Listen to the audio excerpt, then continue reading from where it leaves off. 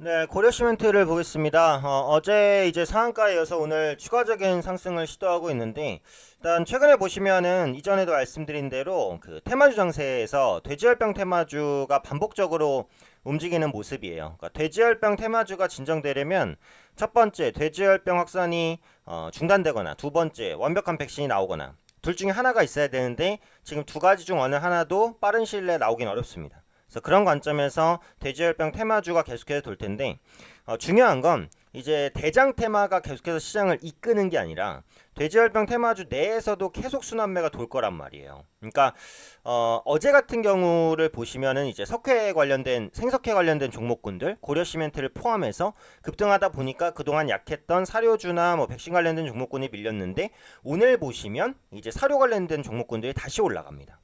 물론 이제 정부에서 잔병급여를 전면 금지할 가능성이 있다는 소식 때문에 올라가는 것이긴 하지만, 어찌되었던 간에 이제 사료주가 또 올라가는 모습이 나온단 말이에요. 그러니까 돼지열병 관련주 내에서도 순환매가 도니까 그 순환매가 도는 흐름을 빠르게 좀 캐치하시면서 트레이딩을 하실 필요는 있겠다. 네, 이렇게 보셔야 될 것 같아요.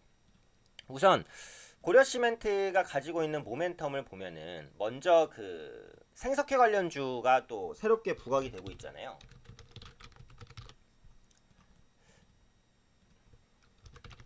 네, 그래서 시멘트주가 대부분 오른 게 이 석회라는 게 시멘트에 좀 많이 쓰이거든요. 그러다 보니까 올라간 것이고, 그 농식품부가 남북 접경 지역 10개 시군을 특별관리지역으로 삼고 돼지열병 확산 방지를 위한 생석회 차단 방역 벨트를 구축했다는 소식이 어제 있었어요.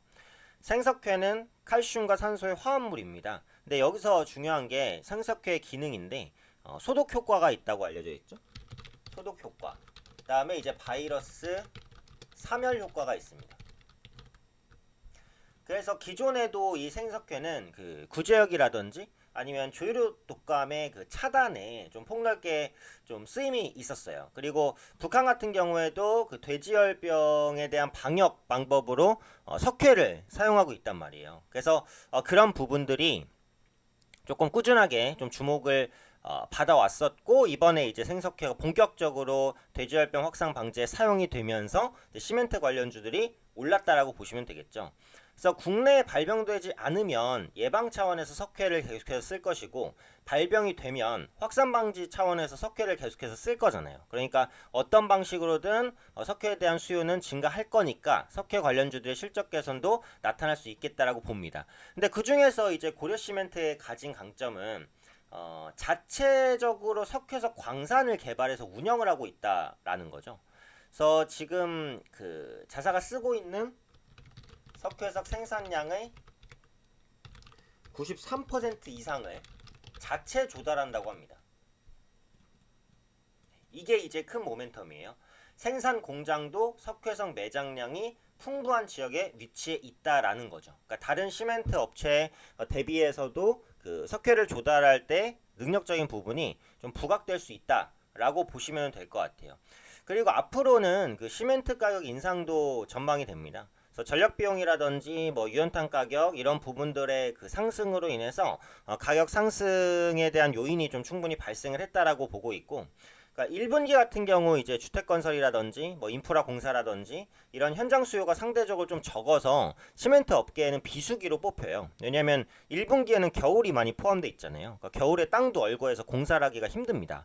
그래서 시멘트 출하량이 줄어드는데, 그럼에도 불구하고 올해 1분기 같은 경우에는 그 시멘트 출하량이 나쁘진 않았어요. 물론 이제 고려시멘트는 1분기 좀 실적이 부진했지만 이에 따라서 2분기 실적 개선 기대감도 이제 조금씩 높아지고 있다. 이렇게 보시면 될 것 같고, 어쨌든 현재는 이제 그 테마성으로 인한 급등이기 때문에 가치를 평가하기는 좀 어렵습니다.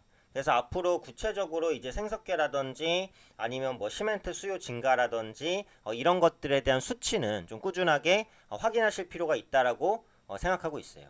네, 아까도 말씀드린 대로 지금은 테마주 순환매 장이기 때문에 어쨌든 또 석회 관련주가 또 계속해서 돼지열병 테마를 이끌진 않아요. 또 이런 종목군들이 죽으면 사료 관련주, 백신 관련주가 오르고, 혹은 지금까지 드러나지 않았었던 신규 돼지열병 관련주가 나올 수도 있죠. 그래서 이런 부분들을 복합적으로 보셔야 되고, 보통 이제 장대항공 이후에 갭상승이 나오면 갭상승은 저가가 중요하다는 말씀을 제가 여러 번 드렸습니다.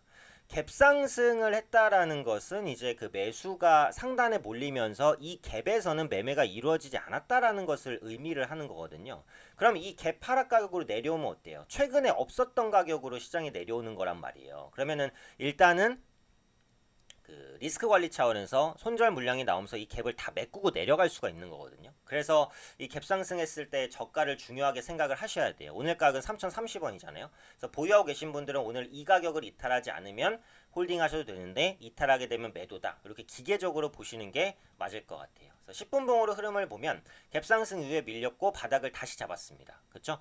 여기서 바닥을 잡은 가격이 중요하다라는 거예요. 그래서 기술적으로 보시면은 제가 언급드렸듯이 지금 3,030원 3,030원이 익절가가 될 수 있으니까 보시고 신규로 진입해도 이 가격은 그 이탈가가 됩니다. 그럼 목표가는 어때요? 갭상승의 고가 1차적으로 3,260원이 되겠죠.